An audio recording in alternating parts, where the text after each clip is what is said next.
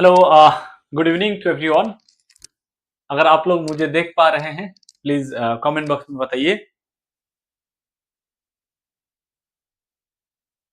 मेरा नाम है नजरुल इस्लाम। मैं आप लोगों को इंडियन इकोनॉमी पढ़ाऊंगा। उम्मीद है कि ये जो कोशिश है मेरे तरफ से पढ़ाने की और आपको पढ़ने की, ये सक्षम होगा। बट उसके लिए आपका पार्टिसिपेशन भी जरूरी है। अगर आपको समझ में आ रहा है तो आप उसी हिसाब से, अगर कोई भी सवाल पूछा जा रहा है तो आप कमेंट बॉक्स में बताइए। जहां पर आपको नहीं लग रहा है कि सर नहीं समझ में आ रहा है, आप बहुत ज्यादा अंग्रेजी बोल रहे हैं या फिर बहुत ज्यादा हिंदी बोल रहे हैं, तो तब भी आप कमेंट बॉक्स में बताइए।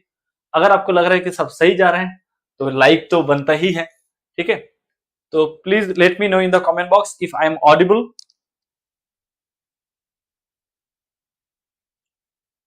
आवाज आ रही है आपको?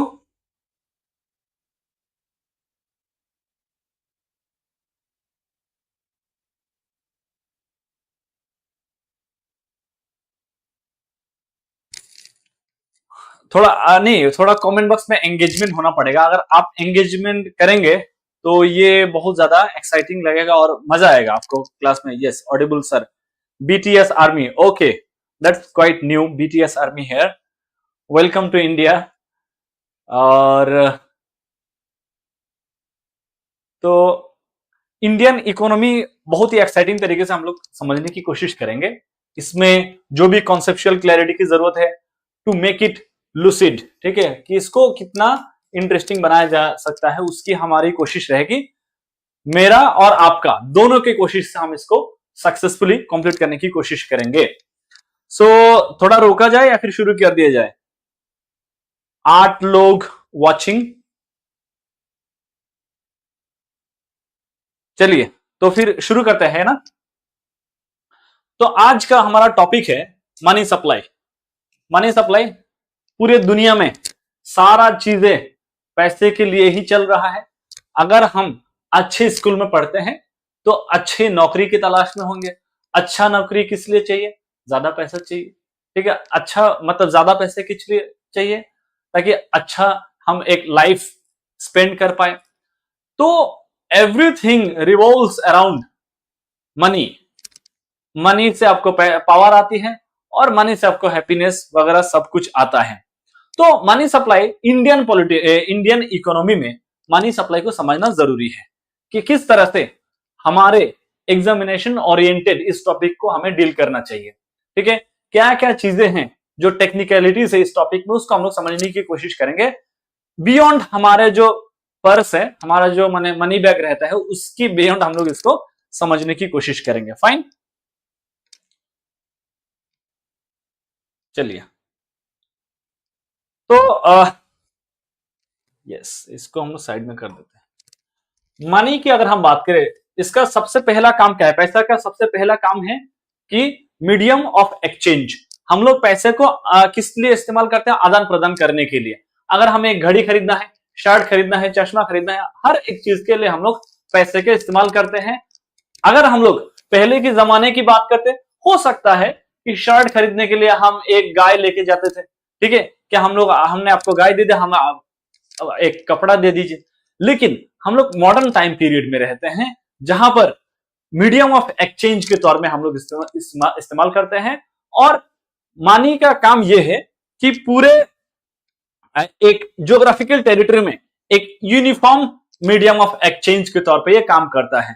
चाहे आप जो है आप मणिपुर में हैं, ठीक है, चाहे आप मणिपुर में हो या फिर मान लीजिए कि आप गुजरात में हैं, ठीक है, या फिर आप कश्मीर में हो या कन्याकुमारी में हो, कहीं पे भी चले जाओ, जो आपका INR है, इंडियन नेशनल रूपी, ये हर जगह क्या है आपका वैलिड है।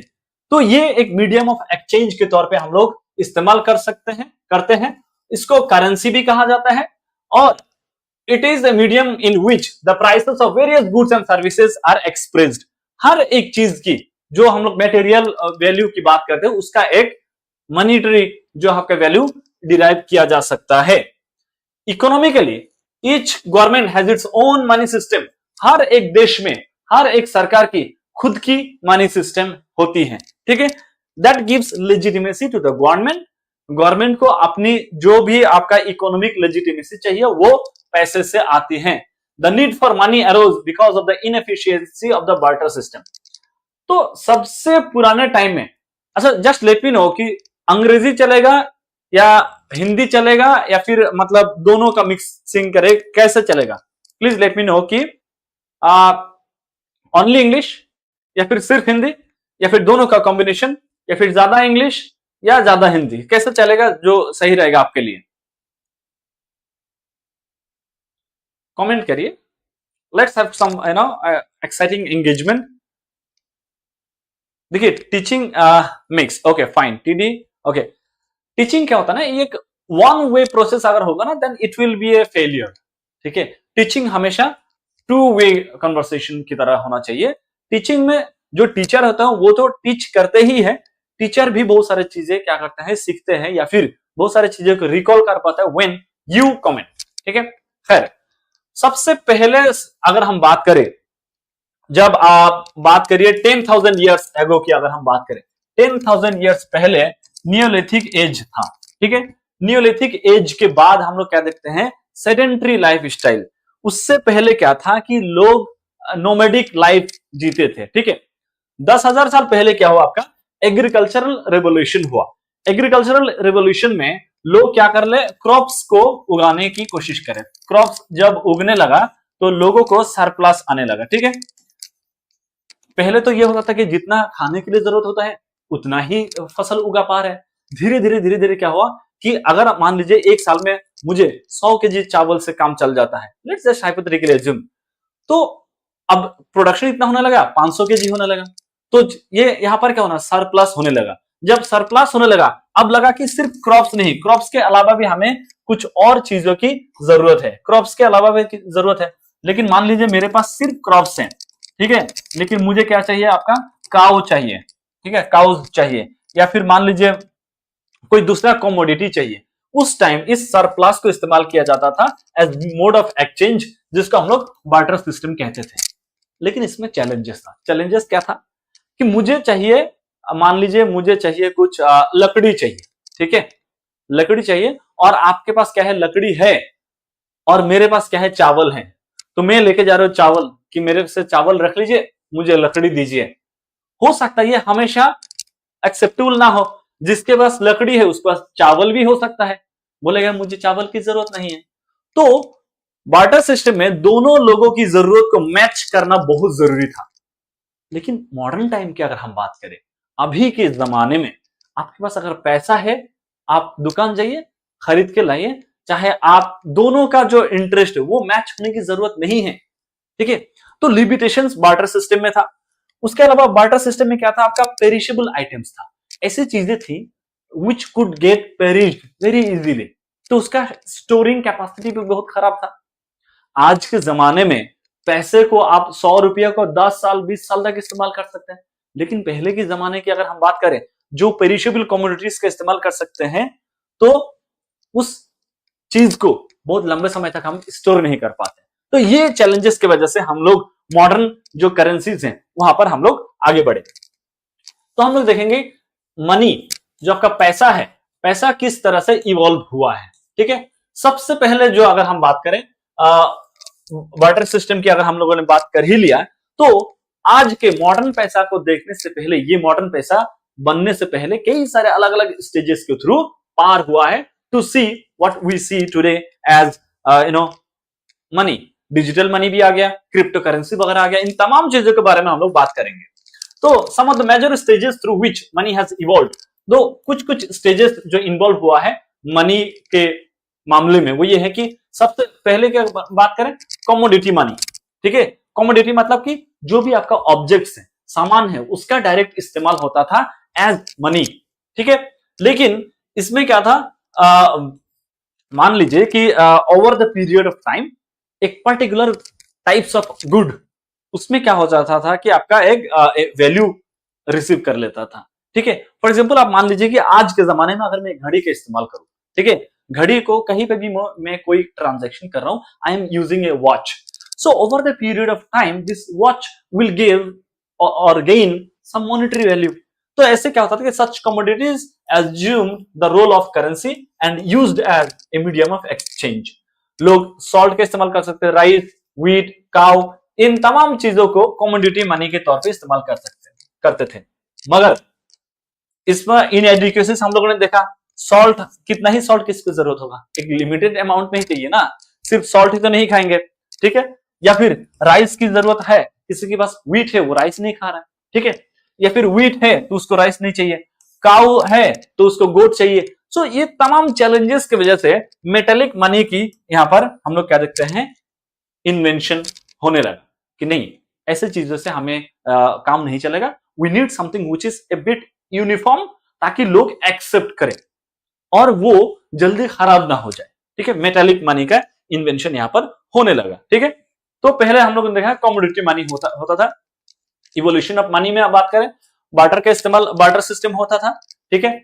बार्टर सिस्टम की अगर हम बात करें, आई एम फ्रॉम आसाम, और असम में एक आपका जूनबिल मेला होता है, जूनबिल मेला, वहां पर आज के डेट में भी बार्टर सिस्टम की जो आपका प्रैक्टिस है वो एग्जिस्ट करती है।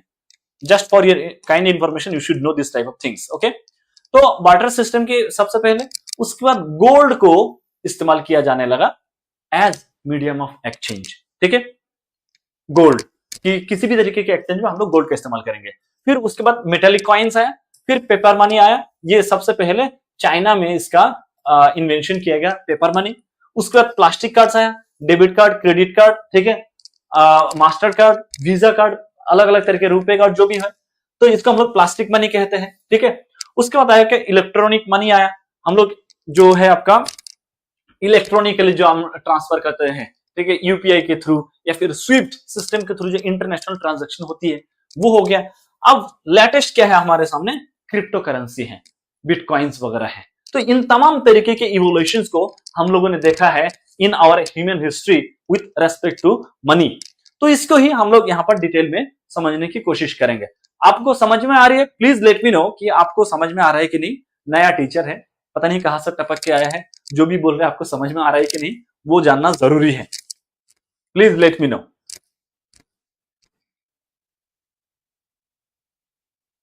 ओके, समझ में आ रहा है?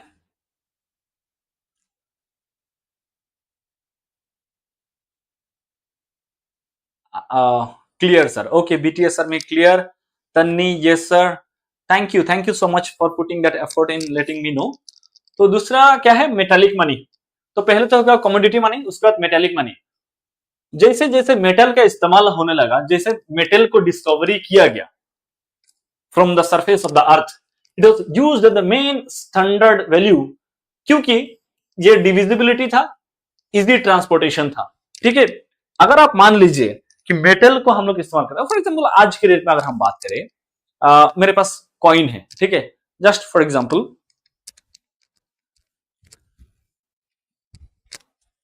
आप मान लीजिए कि मेरे पास ये 10 रुपया है। तो इस 10 रुपया का अगर हमें आज से 10 साल 1000 साल पहले की अगर हम बात करें, 10 रुपये के सामान के लिए मुझे 10 केजी चावल लेके जाना होता था। तो पोर्टेबिलिटी के मामले में कितना इंप्रूवमेंट हुआ। ये पेपर कॉइन है, सॉरी पेपर करेंसी है, लेकिन यहां पर मेटेलिक करेंसी की हम बात करें, जहां पर मान लीजिए 10 केजी राइस की जरूरत होता था, वहां पर मान लीजिए कि 1 केजी मेटल से काम चल रहा है। तो जो वॉल्यूम ऑफ जो आपका वो है, मतलब कि एक्सचेंजेबल कमोडिटी की जो वॉल्यूम है वो कितना कम हो गया, ठीक है। अब यही चीज मेटल से जब पेपर मनी होता है और आसान हो जाता है, ठीक है। 5 लाख रुपया की जितना वजन होगा वहां पर मेटेलिक में 2000 रुपया का उतना ही वजन हो सकता है। तो हम लोग क्या देखते हैं कि there has been an improvement in terms of portability, ठीक है। The problem of uniformity of weight and purity of metals led to the evolution of paper money.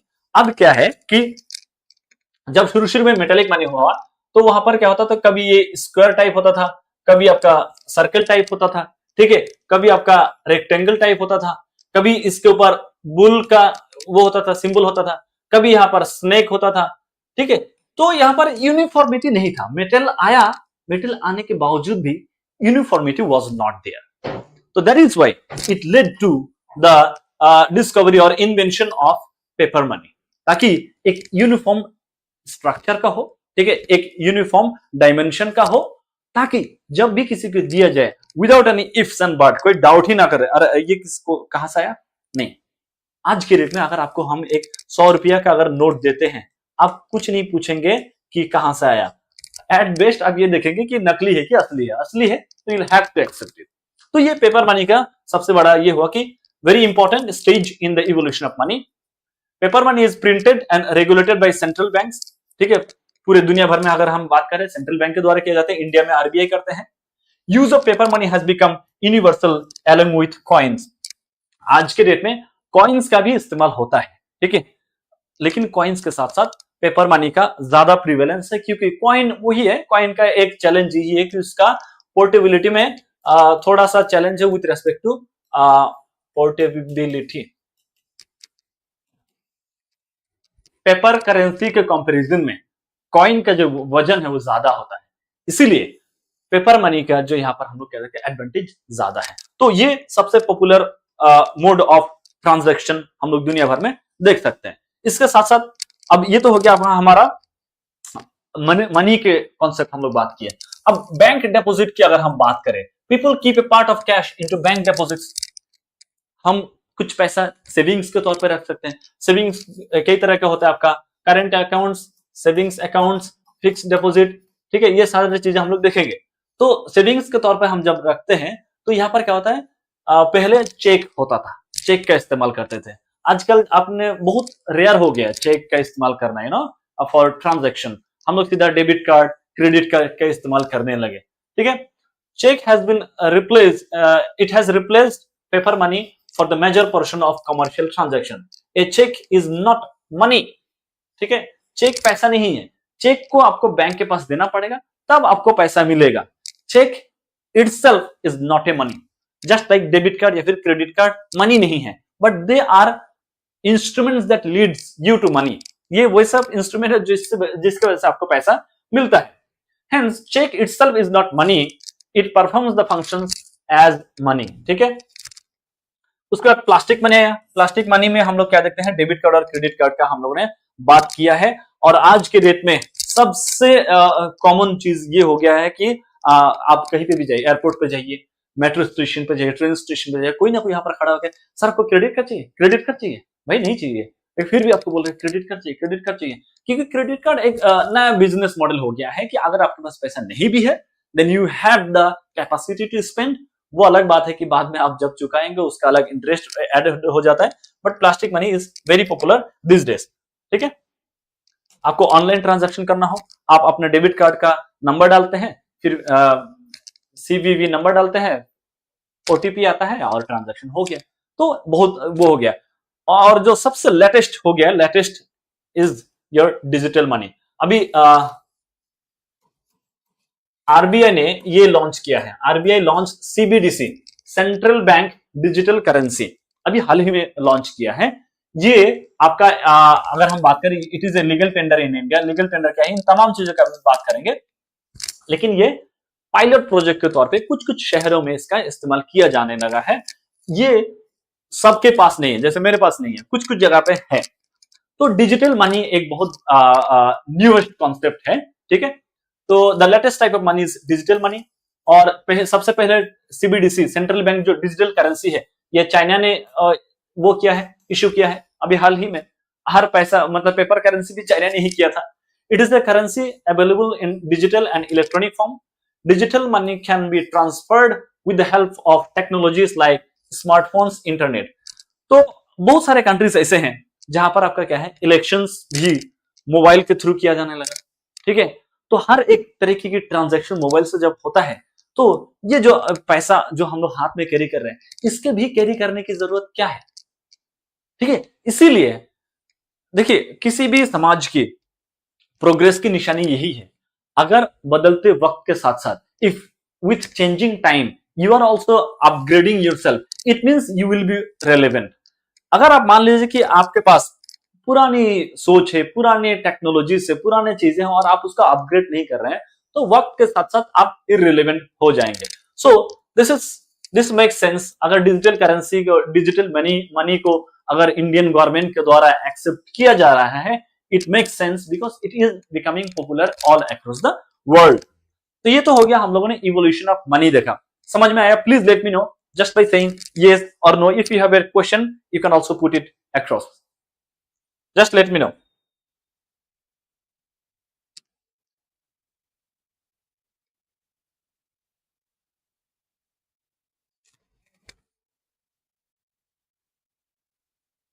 Am I understandable?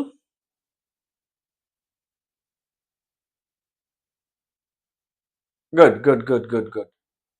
Nice. Okay, thank you. So अब हम देखेंगे functions of money. पैसों को हम लोग किस किस वक्त में कैसे कैसे काम के लिए इस्तेमाल करते हैं। सबसे पहले मीडियम ऑफ एक्सचेंज। मुझे आईफोन खरीदना है तो मुझे पैसे लेके जाऊंगा, मुझे आईफोन मिलेगा। मीडियम ऑफ एक्सचेंज, ठीक है। मुझे किसी भी तरीके की कमोडिटीज का खरीदना है, ठीक है, मुझे फर्नीचर खरीदना है या फिर कैमरा खरीदना है, ऑल दो things will be done through this exchange of money. सबसे पहला फंक्शन तो यही है, ठीक है।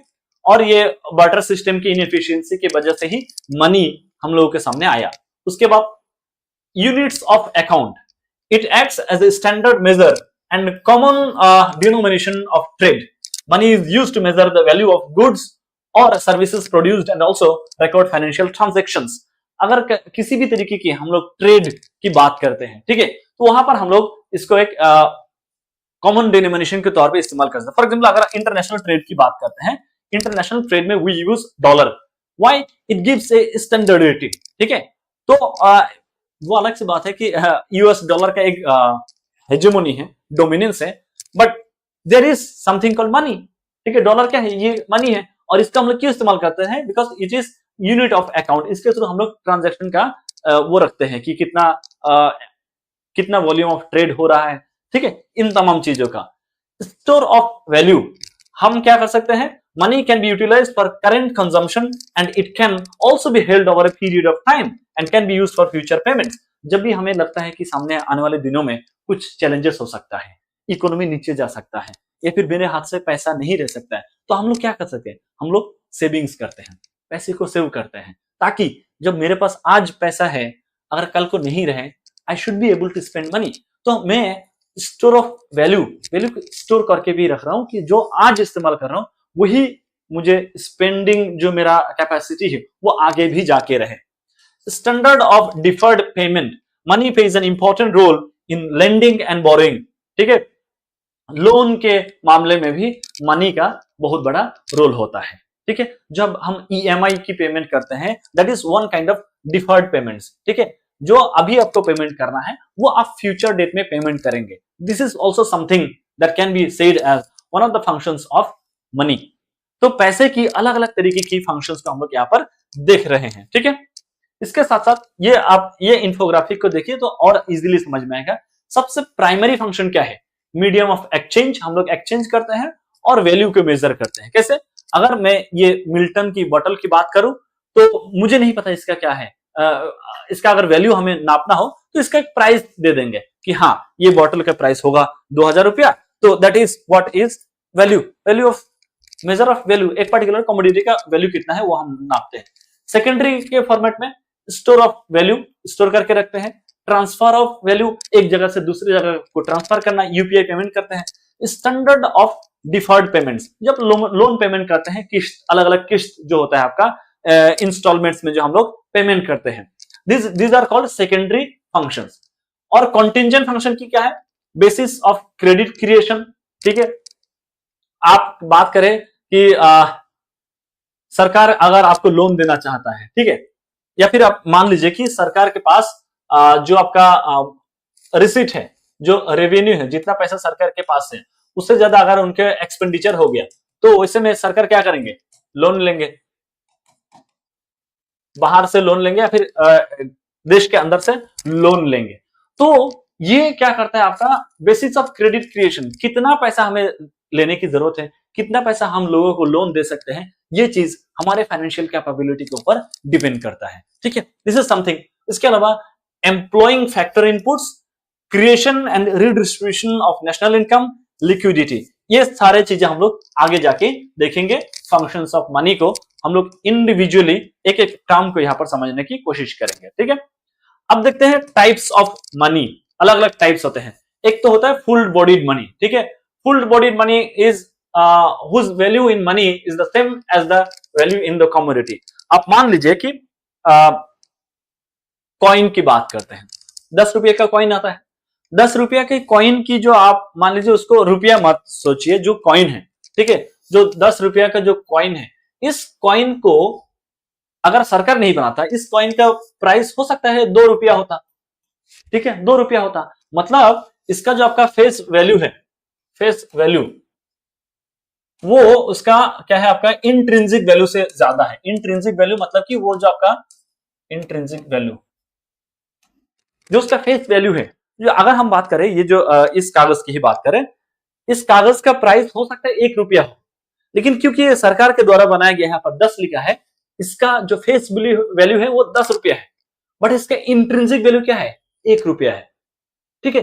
तो इसको हम लोग क्या देखते हैं, इसको हम लोग टोकन मनी कहेंगे, ठीक है, जिसका as much more than its value as a commodity, इसका टोकन मनी कहते हैं। आप जस्ट अपोजिट, आप मान लीजिए कि 100 रुपया का है, एक रुपीज है, और वो अगर सरकार नहीं भी बनाती, उस कागज का प्राइस तब भी 100 रुपया होता, ठीक है।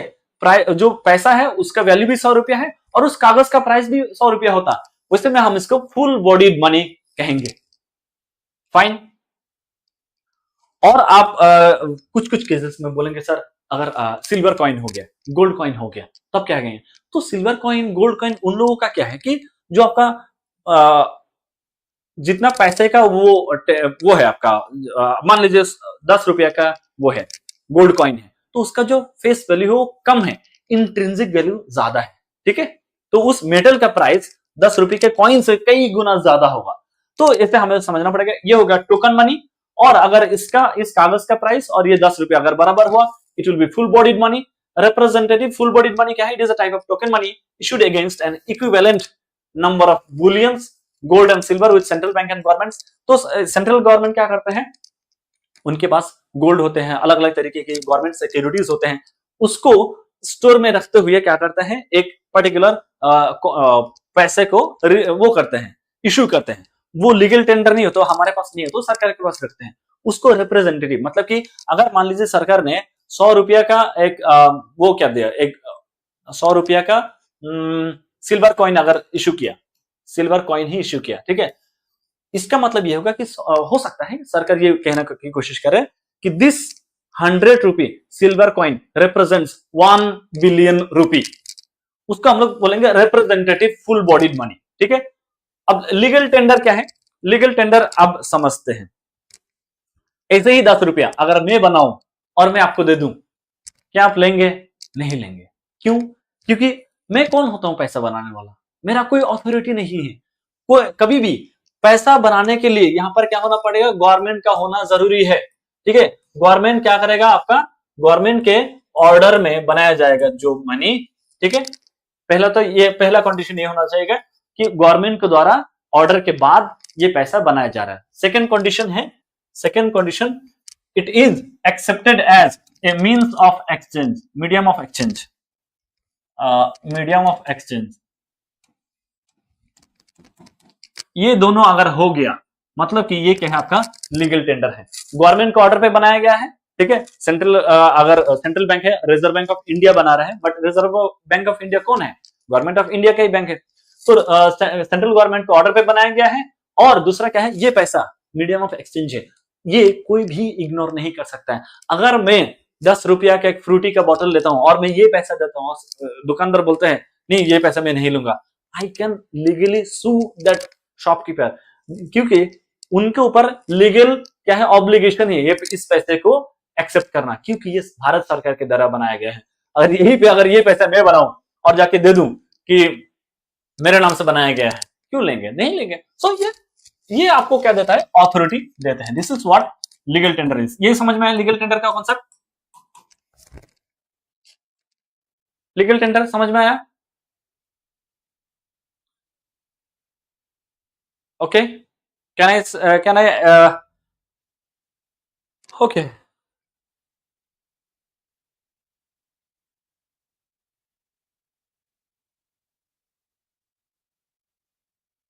गुड। अब अगर हम बात करें, let's take an example of dollar. अगर डॉलर को इंडिया में कोई खर्चा कर रहा है, क्या ये लीगल टेंडर कहा जाएगा कि नहीं? Late me know the answer. Dollar है, यूएस डॉलर है, क्या ये इंडिया में लीगल टेंडर है या नहीं? बताइए। Okay, representative full body money नहीं समझ में आया। Okay, I just get back to you.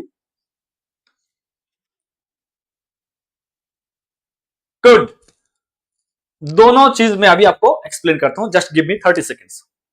पहली बात तो यह है कि जो यूएस डॉलर है, इंडिया में लीगल टेंडर नहीं है। यूएस डॉलर एक फिएट मनी जरूर है। फिएट मनी क्या है? सरकार के ऑर्डर पे बनाया गया है। That is something which call as fiat money. Okay, लेकिन वो इंडिया में लीगल टेंडर नहीं है। इंडिया में वो फिएट मनी जरूर है, ठीक है, सरकारी पैसा है, बट इंडिया में वो मीडियम ऑफ एक्सचेंज के लिए इस्तेमाल नहीं करेंगे, first of all. Secondly, representative full body, अगर हम फुल बॉडी मनी की बात करें, मान लीजिए मेरे पास कॉइन होता तो बढ़िया हो जाता, समझ में नहीं आ रहा है इसका इस्तेमाल करो।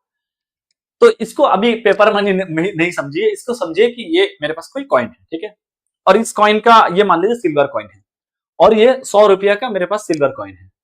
ये ऐसा कॉइन सरकार या फिर सेंट्रल बैंक खुद इश्यू करते हैं, ये रिप्रेजेंट करने के लिए कि अगर 100 रुपया का सिल्वर कॉइन है, इसका मतलब हमारे रिजर्व में 1 बिलियन रुपीस पैसा है। अगर 100 रुपये का 2 सिल्वर कॉइन है, मतलब 2 बिलियन रुपीस हमारे पास रिजर्व में पड़ा हुआ है।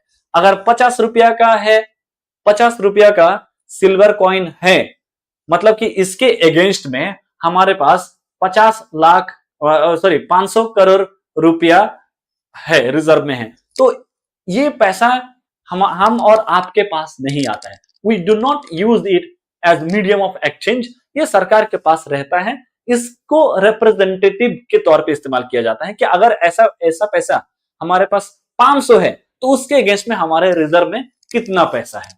तो रिप्रेजेंटेटिव मनी, समझ रहे हैं? अभी समझ में आया? Representative money.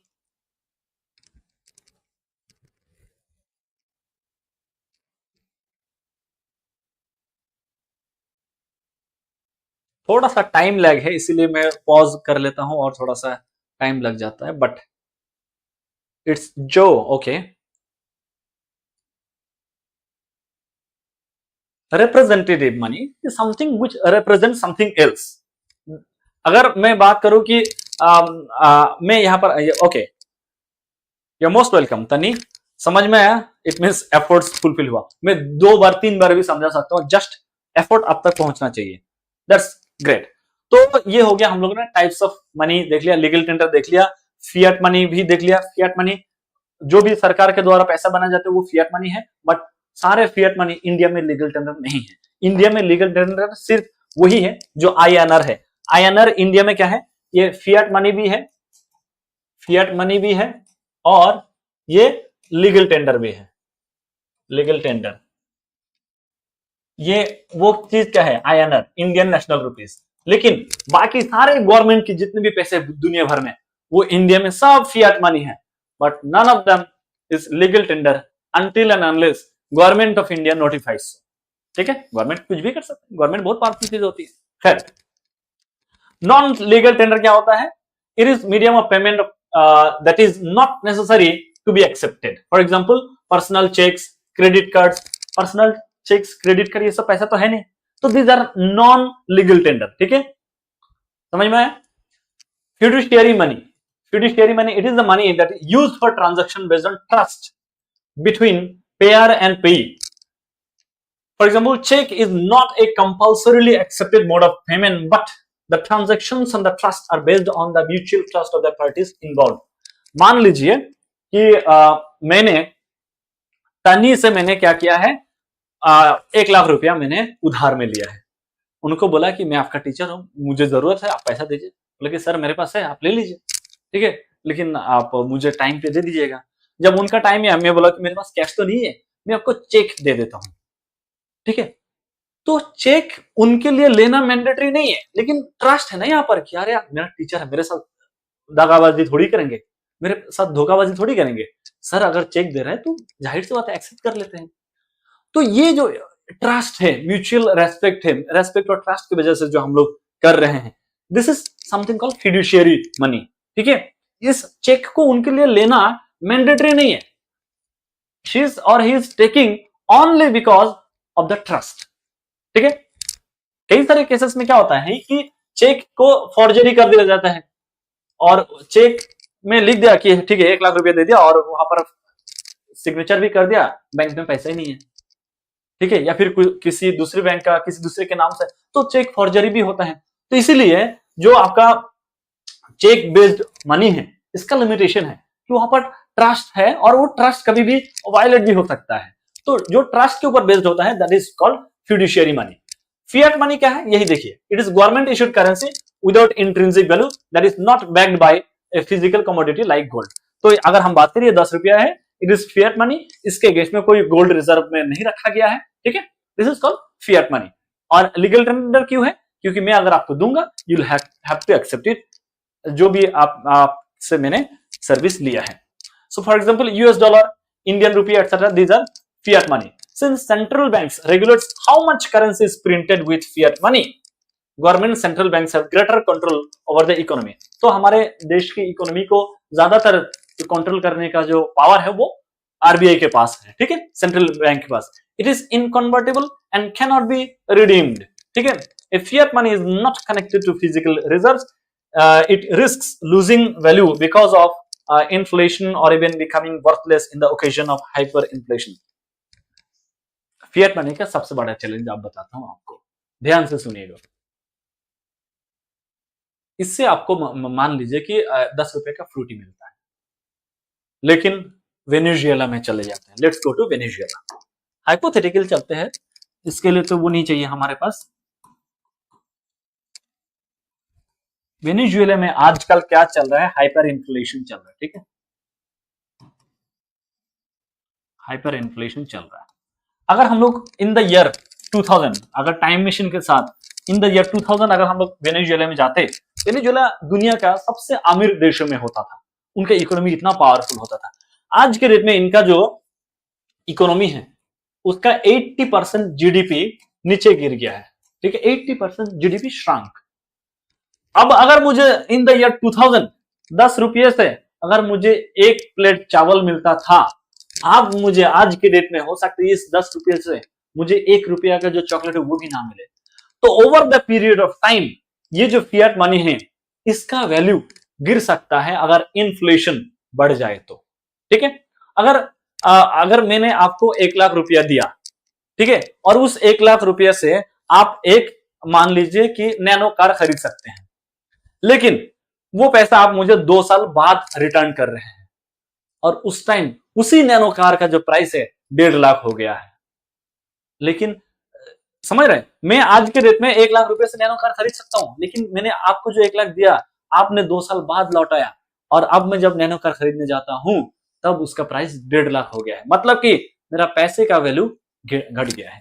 तो फिएट मनी का ये एक चैलेंज है कि इन्फ्लेशन या फिर हाइपर इन्फ्लेशन के टाइम में इसका वैल्यू नीचे गिर सकता है। देखिए ये सब बहुत बेसिक कॉन्सेप्ट है, बहुत ही एकदम माइन्यूट डिटेल है, अगर आप ध्यान से समझेंगे it will become pretty much clear for you in terms of the next or the upcoming topics.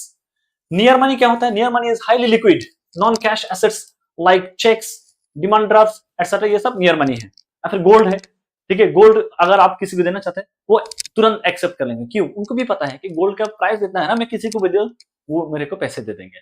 Near money क्या है? अगर हम चेक की बात करें, चेक दे दिए, मैं सीधा बैंक में जाऊंगा, बैंक में जाते ही मुझे कैश मिलेगा। तो ये सब नियर मनी इज जो मनी नहीं है लेकिन किसी भी वक्त within no time that can be converted into money.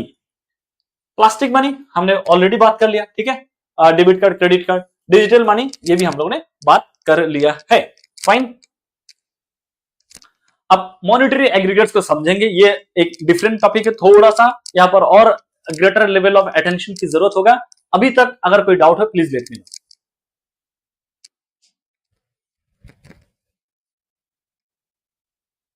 Any doubt?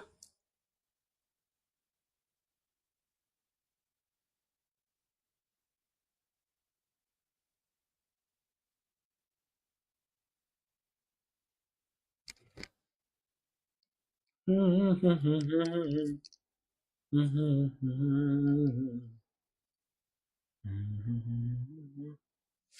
Doubt, no comment whatsoever, कोई डाउट, कोई भी comment?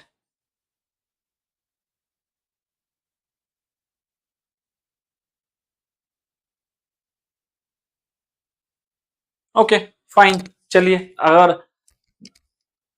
Can you please explain fiat money again sir? No doubt sir. Okay, fiat money, fiat money again समझा देते हैं। Fine, good. देखिए, ये government issue करते हैं, ठीक है। फियाट मनी की अगर हम बात करें, ये गवर्नमेंट के द्वारा इश्यू किया जाता है और इसका कोई इंट्रिंसिक वैल्यू नहीं होता है।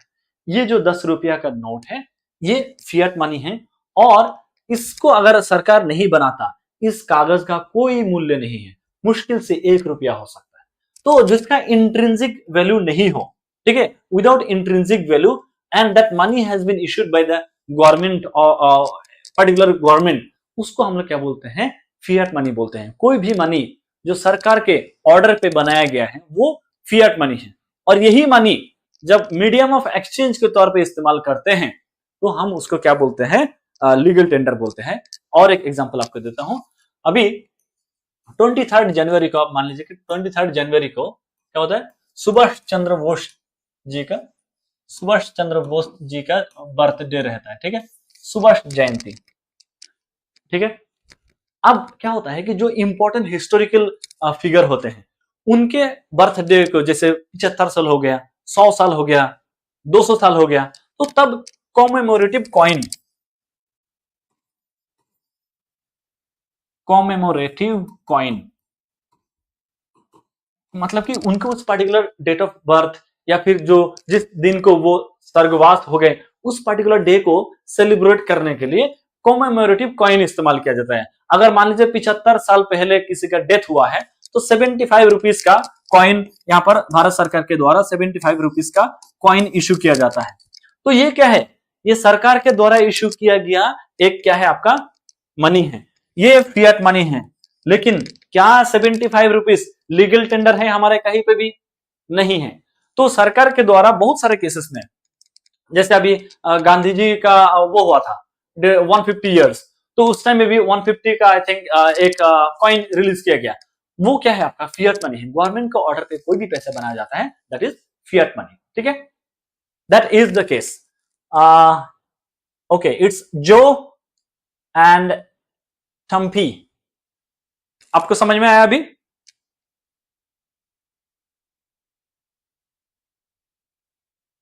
As simple as that. Government अगर बना रहा है तो फियाट मनी है, और अगर गवर्नमेंट उसके बाद फिर नोटिफिकेशन जारी कर रहे हैं कि इस पैसे को आप मीडियम ऑफ एक्सचेंज के तौर पे इस्तेमाल करिए, फिर वो बन जाता है लीगल टेंडर। फाइन, बताइए। Okay, good. Moving ahead with our next set of topic about money aggregate. तो मनी की अगर हम बात करें, हम लोगों ने क्या क्या देखा अभी तक? मीडियम ऑफ एक्सचेंज के तौर पे इस्तेमाल करते हैं, unit of account, store of value, ये सारे चीजें हम लोग देखते हैं। Its different functions are associated with various empirical measures of the money supply. There is no single correct measure of the money supply. तो मनी का इस्तेमाल अलग अलग काम के लिए होता है। कोई फिक्स्ड एक्टिविटी नहीं है जिसके लिए ही सिर्फ मनी का इस्तेमाल होता है। हर चीज के लिए हम लोग मनी को एक uniform mode of medium of exchange के तौर पे इस्तेमाल करते हैं। There are various measures classified along a spectrum of continuum between broad and narrow money monetary aggregations. तो नैरो मनी क्या होता है, ब्रॉड मनी क्या होता है, वो हम लोग देखेंगे। देखिए, नैरो मनी वो मनी है जो आप सबसे इजीली पैसे में कन्वर्ट कर सकते हैं। आप बोलेंगे सर, यहां पर आपने पैसे का भी फोटो डाला है और ये बोल रहे हैं कि इसको सबसे इजीली आप पैसे में कन्वर्ट करना चाहते हैं। What are you trying to say? Are you, मतलब ऐसा तो नहीं आप टॉपिक से भटक रहे, नहीं, जस्ट होल्ड ऑन। तो what is the easiest way to get money? अगर आप बात करें, यहां पर आपके पास है एक सिल्वर कॉइन है, सिल्वर कॉइन, गोल्ड कॉइन है, और यहां पर क्या है? आपका कैश है। इसके अंदर लिक्विडिटी की अगर हम बात करें कि सबसे इजीली कोई मीडियम ऑफ एक्सचेंज के तौर पे लोग किसको एक्सेप्ट करेगा? सबसे टॉप पे रहेगा कैश, है कि नहीं? गोल्ड को आपको मोस्ट प्रोबेबली आपको कैश में कन्वर्ट करना पड़ेगा अगर आप इसके मीडियम ऑफ एक्सचेंज के तौर पे काम इस्तेमाल करना चाहते हैं। सिल्वर को भी हो सकता है आपको कैश के तौर पे इस्तेमाल करना पड़े to use at medium of exchange. तो ये क्या है, इसको कैश क्या है सबसे इजीली लोग एक्सेप्ट करेगा, तो इसी को हम लोग लिक्विडिटी कहते हैं। ठीक है, तो सबसे लिक्विड क्या है? कैश है, और इसी को हम लोग नैरो मनी कहते हैं। इसके अलावा अलग अलग तरीके की जो मनी होता है इसको हम लोग ब्रॉड मनी, ये हम अभी देखेंगे। ठीक है, narrow money aggregates include only the most liquid assets. सबसे ज्यादा लिक्विड क्या है? कैश। आपके यूपीआई में भी, आपके क्रेडिट कार्ड डेबिट कार्ड में जो पैसा है वो भी उतना लिक्विड नहीं है जितना कैश लिक्विड है। लिक्विड यहां पर मतलब हम लोग पानी की इस्तेमाल बात नहीं कर रहे, एनीथिंग व्हिच इज लिक्विड उसकी बात नहीं है। लिक्विड की कितना जल्दी उसको आप पैसे में तब्दील कर सकते हैं, और वो क्या है? कैश से जल्दी आप किसी चीज को कैश में कन्वर्ट नहीं कर सकते हैं। तो cash is the most liquid of all monetary aggregates, the ones most easily used to spend currency, checkable deposits. Broad money क्या है? Incorporates fewer liquid types of assets, certificates of deposits, check, ये सारे चीजें। The M's जो generally ranges from M1 to M3, but which M's are essential focused on in policy formulation depends on the central bank of the country. तो अलग अलग M होते हैं, ठीक है? M0, M1, M2, M3, M4, ये अलग अलग होता है। और कौन सा M कितना इंपॉर्टेंट है ये सेंट्रल गवर्नमेंट, जो सेंट्रल बैंक जो होता है वो डिसाइड करते हैं। इंडिया के केस में M3 is the most important one. इसको हम लोग ब्रॉड मनी के तौर पे इस्तेमाल करेंगे, अभी देखते हैं आगे जाके। आई होप मैं समझा पा रहा हूं आपको इस टॉपिक को, ठीक है? थोड़ा ध्यान से देखिएगा। Reserve bank of India define करते हैं कि मॉनेटरी एग्रीगेट को किस तरह से डिफाइन करता है। रिजर्व मनी की अगर हम बात करें, M0 क्या होता है?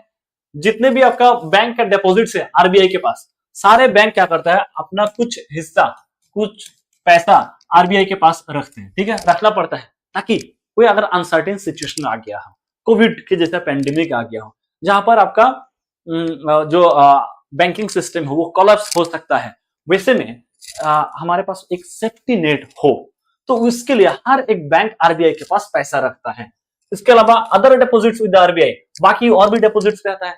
सेंट्रल गवर्नमेंट का जो आपका गवर्नमेंट सिक्योरिटीज होती हैं वो हो गया, या फिर जो आपका गवर्नमेंट का बुलियन हो गया, पैसा वगैरह हो गया, उन तमाम चीजें होती है।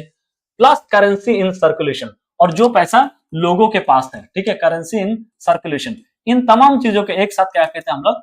We call it as reserve money, ठीक है? We call it as reserve money, जो पैसा रिजर्व में है, ठीक है?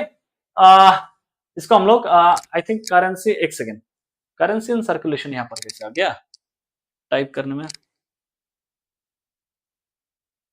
हाँ, ये भी है करेंसी इन सर्कुलेशन, फाइन। तो एक तो ये हो गया आपका, जो आरबीआई के पास पैसा है, बैंक्स रख रहे हैं, उसके अलावा जो अलग से डिपॉजिट चीजें हैं, और जो आपका करेंसी इन सर्कुलेशन है, इन सब को मिला के एक साथ हम लोग क्या बोलते हैं? रिजर्व मनी कहते हैं, ठीक है? ये आपका कभी भी अनसर्टेन सिचुएशन में इस रिजर्व मनी का बहुत बड़ा हेल्प होता है अनसर्टेन सिचुएशन से उभरने के लिए, ठीक है? इसको रिजर्व मनी को हम लोग हाई पावर्ड मनी भी कहते हैं, ये एक टर्म है, याद रखिएगा, ठीक है? It is the total liability of RBI. अब लायबिलिटी क्या है? लायबिलिटी होता है मेरा कर्ज, या फिर मेरी जिम्मेदारी है जिसको मुझे चुकाना पड़ेगा।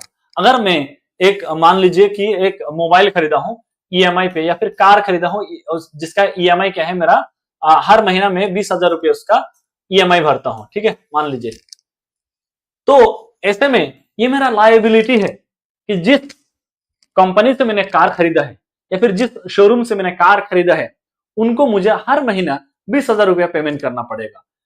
अनटिल एंड अनलेस उस कार के प्राइस जो भी है, आप मान लीजिए कि 10 लाख रुपया है, जब तक ये कंप्लीट पेमेंट नहीं होगा तब तक मुझे पेमेंट करना पड़ेगा। और ये 10 लाख रुपया पेमेंट करना इज माई लायबिलिटी, ये मेरा क्या है? मेरे ऊपर कर्ज है जो मुझे चुकाना है।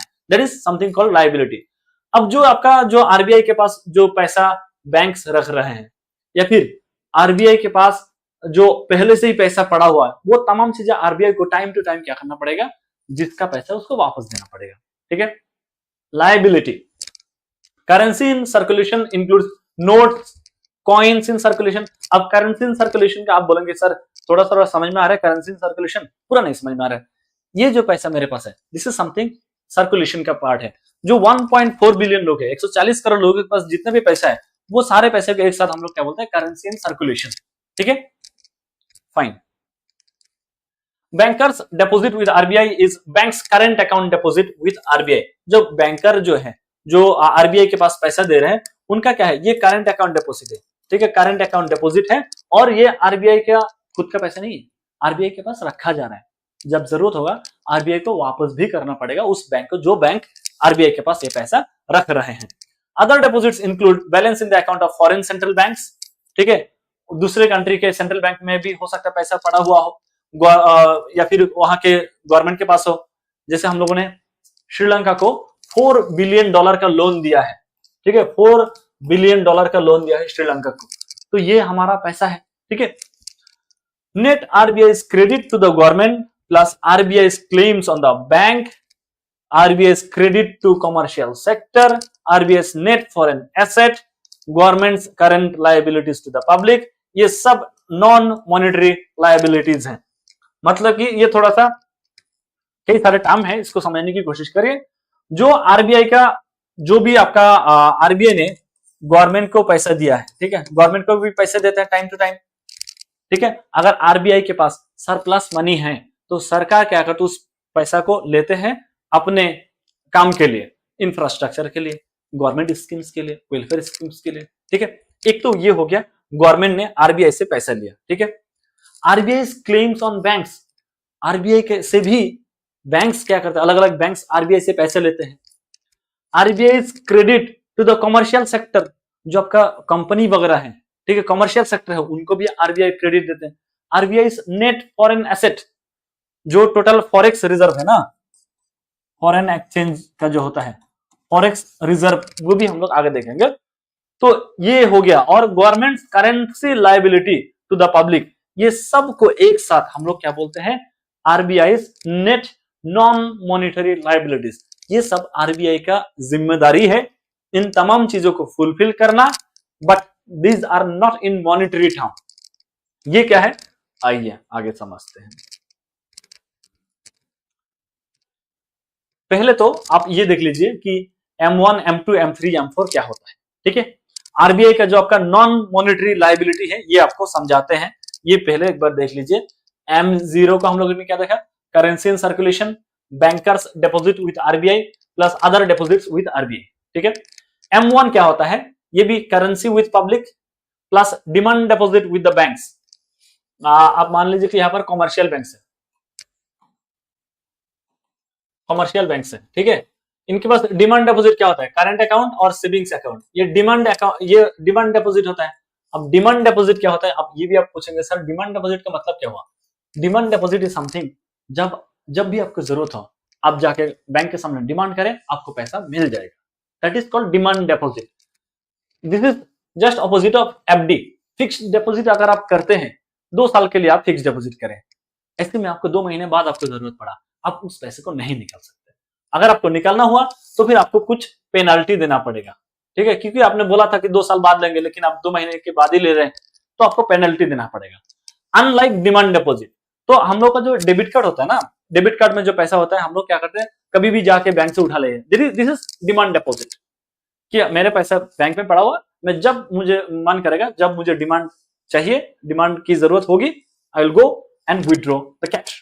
तो एक तो हो गया आपका करेंसी विद पब्लिक, हमारे पास जो पैसा है, और demand deposits with the banking system, मतलब कि जो करंट अकाउंट और सेविंग्स अकाउंट।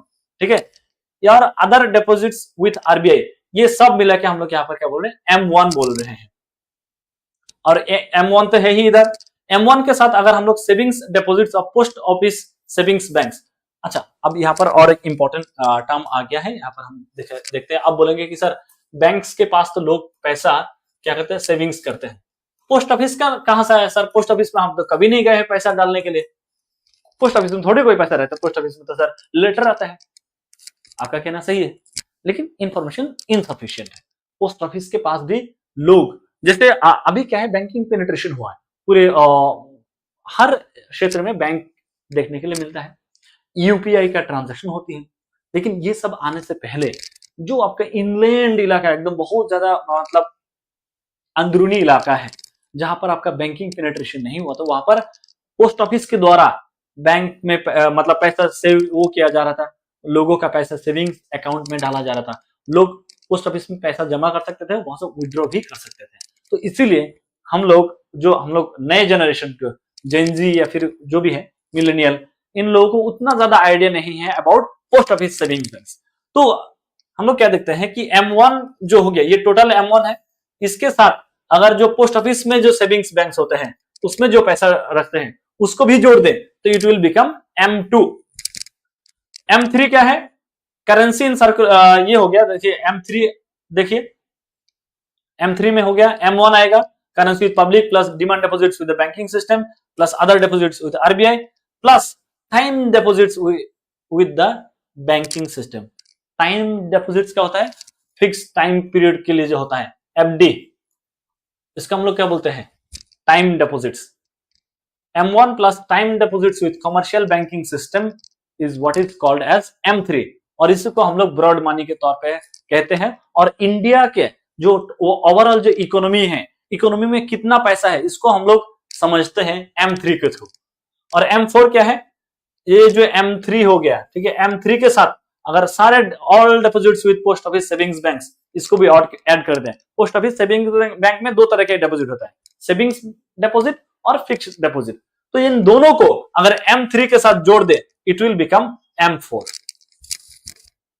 M3 में पोस्ट ऑफिस का कोई काम नहीं है, M2 में पोस्ट ऑफिस का काम है, और M4 में पोस्ट ऑफिस का काम है, ठीक है। M3 में पोस्ट ऑफिस का कोई इन्वॉल्वमेंट नहीं है। देखिए M3 में क्या है आपका, ये है आपका currency with public plus demand deposits with banking system plus other deposits with RBI plus time deposit with the banking system. यहाँ पर पोस्ट ऑफिस का कोई इन्वॉल्वमेंट नहीं है, तो ये याद रखिएगा।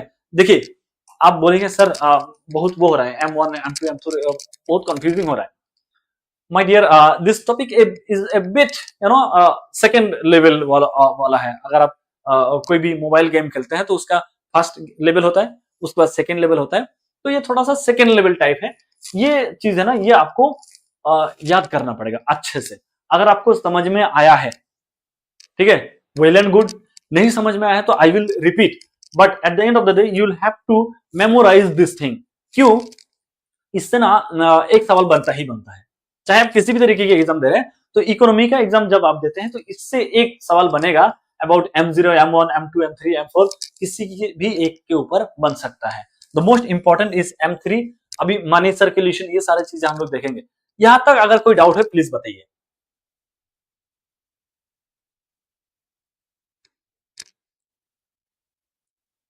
यहां तक कोई डाउट है?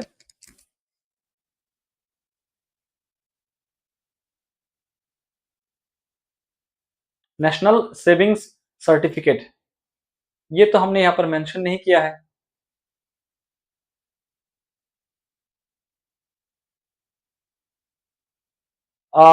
My dear, national saving certificate तो मुझे भी यहाँ पर याद नहीं है, पढ़ा तो जरूर था बट याद नहीं है। I will tell you, just a second. National saving certificate, okay.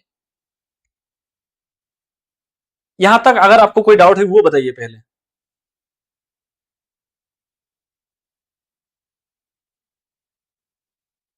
अब बोलेंगे सर को मैंने एक डाउट पूछा, सर को याद ही नहीं है, क्या ही बात हो गया।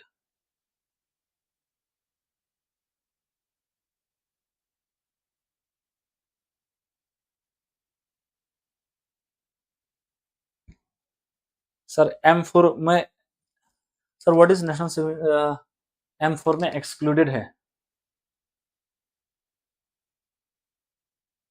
Sir can you please repeat M1 M2 M3 M4? Okay fine, ठीक है, एक बार रिपीट कर देता हूं।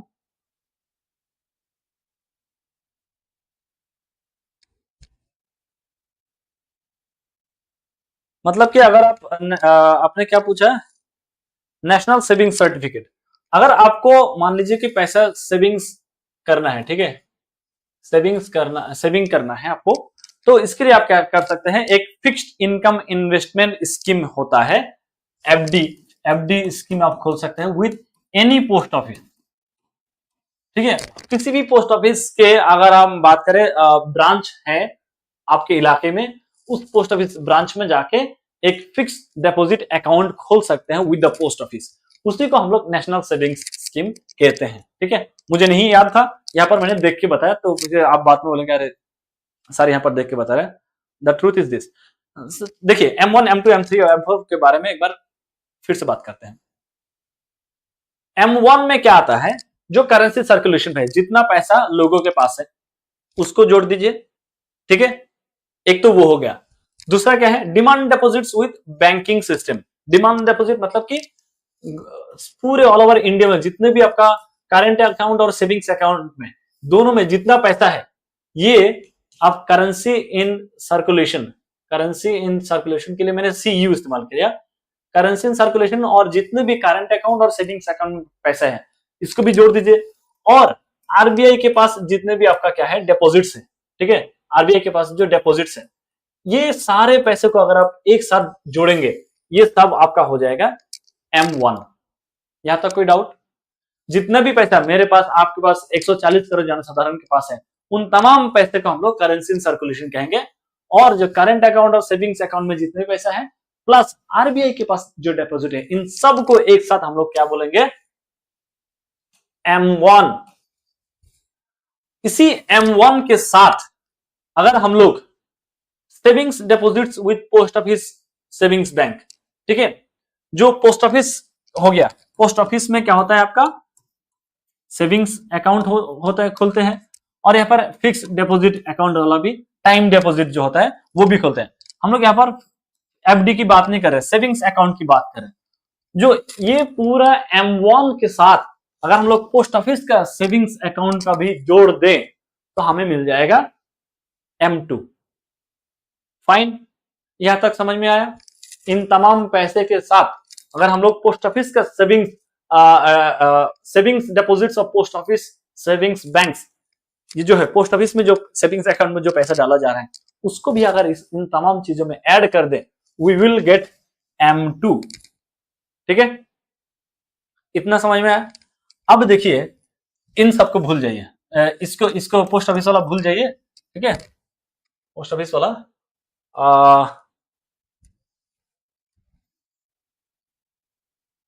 Okay, just a second, where is the eraser? Okay,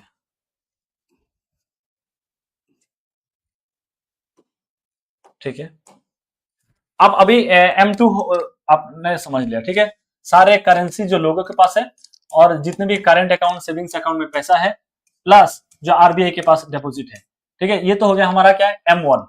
ये हो गया क्या M1।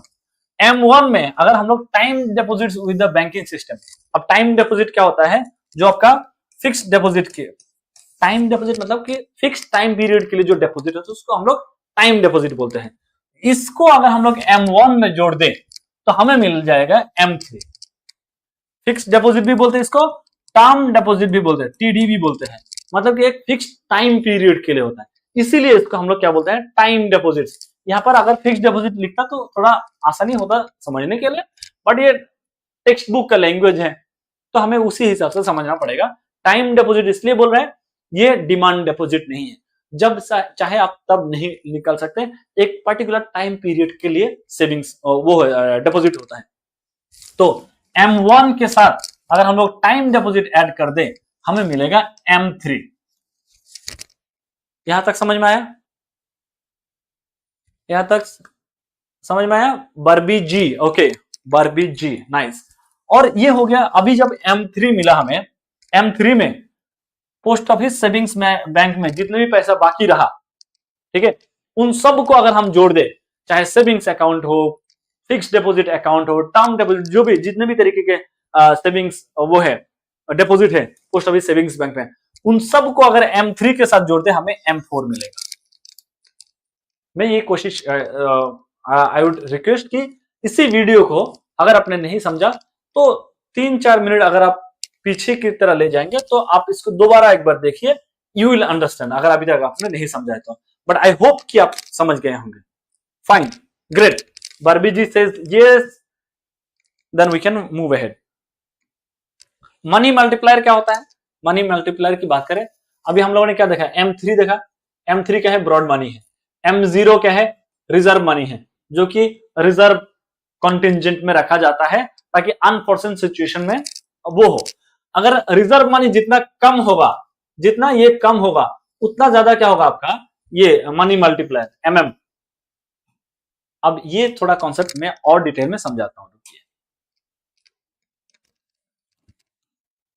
100 रुपया मैं बैंक में दिया, ठीक है, बैंक में दिया, बैंक क्या कर रहा है, ये 100 रुपये ने 100 करोड़ मान लीजिए, 100 करोड़, मेरे पास उतना पैसा नहीं है, I am just saying, assume करने में क्या जाता है। 100 करोड़ में बैंक क्या करेगा, 10 करोड़ रुपीस अपने पास रखेगा रिजर्व के तौर पे। 90 करोड़ रुपीस मान लीजिए ये लोन में दे देंगे, ठीक है। लोन में मान लीजिए कि ये आरबीआई की ये बड़ा बैंक है, कोई एक छोटा स्मॉल बैंक के पास गया, ठीक है, और एक बैंक नंबर 2 के पास गया, इसने लोन लिया बैंक 1 से 90 करोड़। बैंक 2 यहां पर फिर से आपका यहां पर 10 करोड़ रुपया रखेगा और 80 करोड़ रुपया किसी और को लोन दे देगा, ठीक है। ध्यान से समझिएगा, ये बैंक 3 मान लीजिए, बैंक 3। तो अभी देखिए कितना पैसा हो गया। यहां पर अगर हम देखें फर्स्ट सिचुएशन में यहां पर 100 करोड़ रुपया है, ठीक है, इन्होंने क्या दिया, इनके पास बैंक 1 को दिया पैसा। सिचुएशन 2 में अगर हम बात करें, अभी भी कितना है, 100 करोड़ रुपया ही है, ठीक है। इनके पास क्या है, 10 करोड़ रुपया इनके पास रिजर्व में है और इन्होंने 90 करोड़ रुपया आगे बढ़ाया है, ठीक है। बैंक सिचुएशन 3 में आइए, यहां पर क्या हुआ है, इनके पास क्या है, 90 करोड़, इन्होंने 10 करोड़ अपने पास रखा और 80 करोड़ आगे बढ़ाया। तो यहां पर आपका 100 करोड़ था, यहां से 90 करोड़ आगे गया, यहां से 80 करोड़ आगे गया, 9 8 कितना, 170 करोड़ ऑलरेडी यहां पर क्रिएट हो गया। मतलब कि आप 100 करोड़ से कितना पैसा जनरेट कर पाते हैं, क्योंकि क्रेडिट क्रिएट हो रहा है। मैं 10% रख रहा हूं, 90% आगे बढ़ा रहा हूं, फिर वो भी 10% रख रहे हैं, 90% आगे बढ़ा रहा है।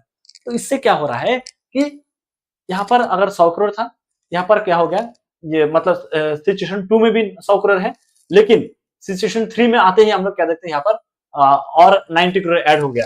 ये जो 100 करोड़ था, 100 करोड़ के साथ सिस्टम में ऐड हो गया। ओवरऑल पैसा उतना ही है, लेकिन सिस्टम में पैसा किस तरह से बढ़ रहा है, समझ रहे हैं।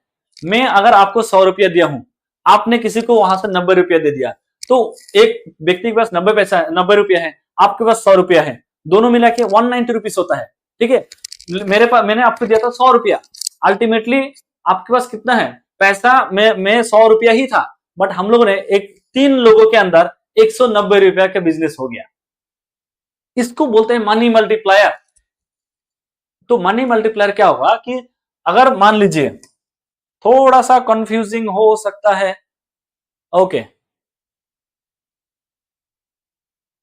नाइस। तो मनी मल्टीप्लायर का क्या है कि अगर हम बात करें रिजर्व मनी, जो पैसा आरबीआई के पास रहता है, आप मान लीजिए पूरा हमारा इंडियन इकोनॉमी में 1000 बिलियन डॉलर है, 1000 बिलियन डॉलर पैसा है। अब मान लीजिए अगर यहां से आरबीआई अपने पास 500 billion dollar, 500 billion dollar RBI अपने पास रखे, और 500 बिलियन डॉलर जो है, 500 बिलियन डॉलर लोगों के लिए छोड़ दें, और इसी में हम सारे लोग, इसी 500 बिलियन डॉलर से पूरा देश चल रहा है। एक सिचुएशन ये होगा, सिचुएशन ए। सिचुएशन बी में मान लीजिए कि 1000 बिलियन डॉलर में से यहां पर आरबीआई अपने पास 100 बिलियन डॉलर रख रहा है और 900 बिलियन डॉलर जो है लोगों के लिए रखा है। यहां पर लोन ले सकते हैं हम लोग, ठीक है, यहां पर बिजनेस करें। तो कौन से सिचुएशन में ज्यादा पैसा क्रिएट हो रहा है, कौन से सिचुएशन में ज्यादा मनी मल्टीप्लायर होगा? ऑब्वियसली बात है, जो सिचुएशन बी है, यहां पर आपका क्या होगा, ज्यादा मनी मल्टीप्लायर होगा। मतलब कि अगर रिजर्व मनी कम हुआ तो आपका मनी मल्टीप्लायर बढ़ेगा, और अगर रिजर्व मनी बढ़ गया तो मनी मल्टीप्लायर घटेगा। This is a concept that you need to understand here. यहां पर मुझे पता है कि ये थोड़ा सा कंफ्यूजिंग टॉपिक है, इसलिए I will wait for your response कि कहां पर रिपीट करने की जरूरत है।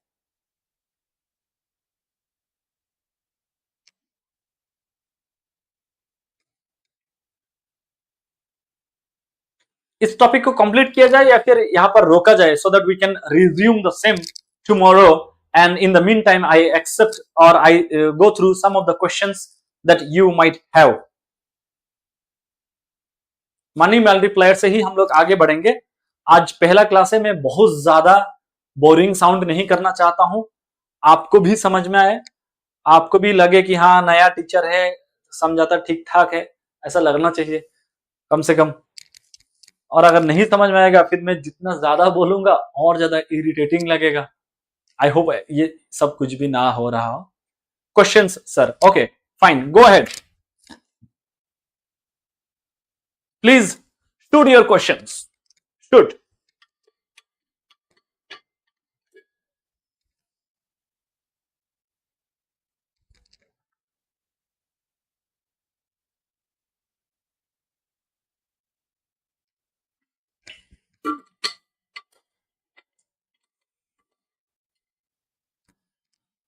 ओके टीडी बताइए, क्वेश्चंस बताइए। Let's, M1 includes RBI deposits also or not? Also, they include RBI deposits too. Currency in circulation plus जो आपका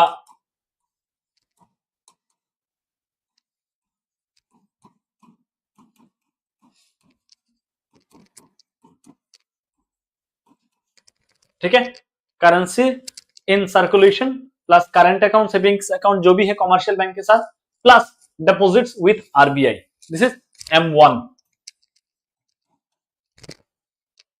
next question,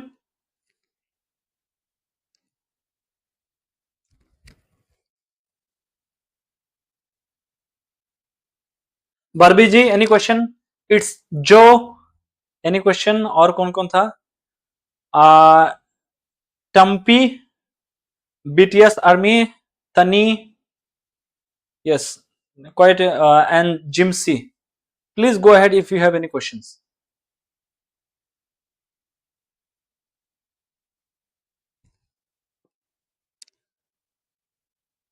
sir measure of money supply से किस टाइप का क्वेश्चन आता है, can you give some example? Absolutely, ये topic complete होने के बाद हमारे पास कुछ क्वेश्चंस भी था, मैं उसको डील करने वाला था। एक सेकंड मैं आपको बता देता हूं, जस्ट एक सेकंड। लेकिन मैं आज का ये जो टॉपिक है ये मैं बहुत ज्यादा एक्सटेंड नहीं करना चाह रहा हूं, ताकि आपको बोरियत ना लगे।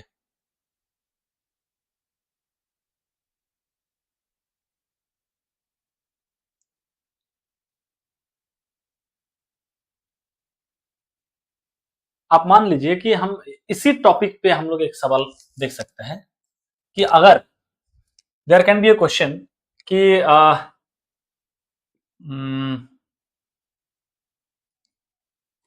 ये टॉपिक आगे आएगा but still, cash reserve ratio, cash reserve ratio का नाम आपने सुना होगा। कैश रिजर्व रेशियो क्या होता है कि जो आपका बैंक्स होता है, बैंक्स क्या करते हैं, कुछ कैश आरबीआई के पास रखते हैं, ठीक है, आरबीआई के पास रखते हैं ताकि वो जो अनसर्टेन सिचुएशन है उस टाइम आरबीआई इन तमाम बैंक्स को हेल्प कर पाए उस अनसर्टेनिटी से बाहर निकलने के लिए, ठीक है। तो बैंक्स जो पैसा रखते हैं कैश रिजर्व रेशियो, मान लीजिए कि 40% जो पैसा है वो सीआरआर के तौर पे रख रहे हैं, ठीक है। तो ये अगर 40% के जगह पे अगर मान लीजिए 100% होता, 100% पैसा ही आरबीआई के पास दे रहा है, तो लोगों को लोन देने के लिए बैंक के पास कोई पैसा नहीं रहेगा। तो एक सवाल ये बन सकता है कि if CRR, cash reserve ratio, is increased, will it lead to the creation of more money or less money? Money multiplier और सीआरआर, इसका एक सवाल बनता है और बना हुआ है, ये यूपीएससी में पहले भी आ चुका है। If CRR is increased, its overall impact on money multiplier remains the same, decreases, increases, none of the above. तो अगर CRR बढ़ेगा मतलब कि रिजर्व मनी बढ़ रहा है, इसका नाम में भी कैश रिजर्व है, रिजर्व मनी, तो CRR अगर बढ़ेगा तो मनी मल्टीप्लायर घटेगा। ये एक सवाल बन सकता है। दूसरा ये है कि अगर हम ये देखें CBDC का, अगर हम लोगों ने थोड़ी देर पहले बात किया था, सेंट्रल बैंक डिजिटल करेंसी, तो ये आपको पूछा जा सकता है ये एक फिएट मनी है कि नहीं, फिएट मनी है कि नहीं है, क्या ये एक लीगल टेंडर है या नहीं है। लीगल टेंडर भी है, वो अलग बात है कि हमारे सबके पास नहीं आया है, but it is also legal tender.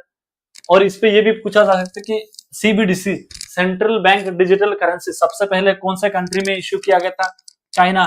तो इस तरीके अलग अलग तरीके के जो आपका सवाल बन सकता है। तो इस पे जो आपका क्यूरेटेड क्वेश्चंस है we'll deal and discuss tomorrow, but in the meantime my humble submission is कि आज का जो हम लोगों ने डिस्कशन किया इसमें कोई डाउट है तो बताइए, और बाकी सारी चीजें हम लोग कल कंप्लीट करेंगे।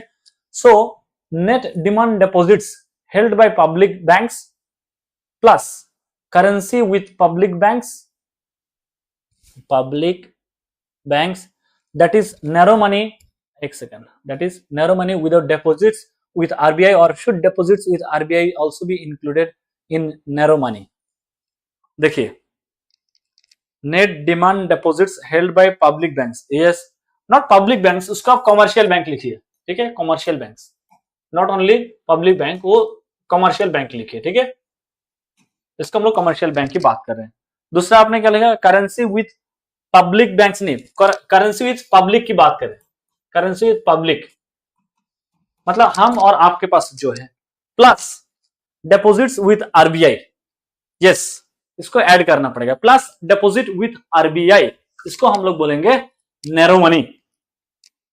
एक सेकंड रुकिए, मैं आपको बस इसको दिखा देता हूं so that you can revise. ये देखिए, currency with public, demand deposit with commercial banks plus other deposits with RBI।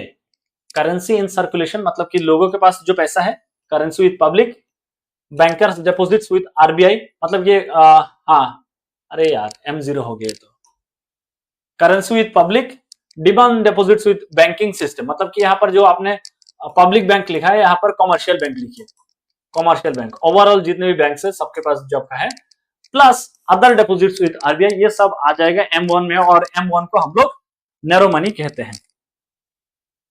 As of now no question sir, fine sir, please syllabus break down once topics.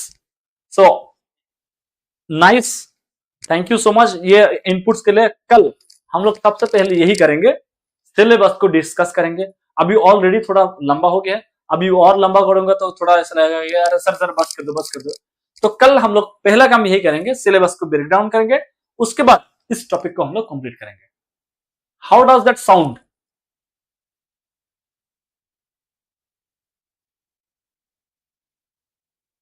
हाँ, यहां पर नहीं दिखा है ना, oh yes you are right, TD good observation. यहाँ पर RBI के पास वाला डिपॉजिट, RBI डिपॉजिट भी यहाँ पर आएगा, यस गुड नाइस। यहां पर सही लिखा है, ठीक है, यहां पर सही नहीं लिखा है, good. So let's call it a day. Let's meet tomorrow. First thing we'll discuss is the syllabus. Then we'll continue from here and complete the topic. Okay?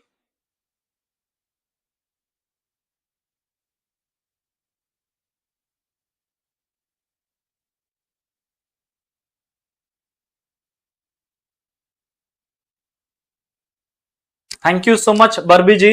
Thank you so much for your comment, and thank you, Tani. And let's have some good time learning Indian economy. See you tomorrow at the same time. Till then, take care. Bye bye. Good night.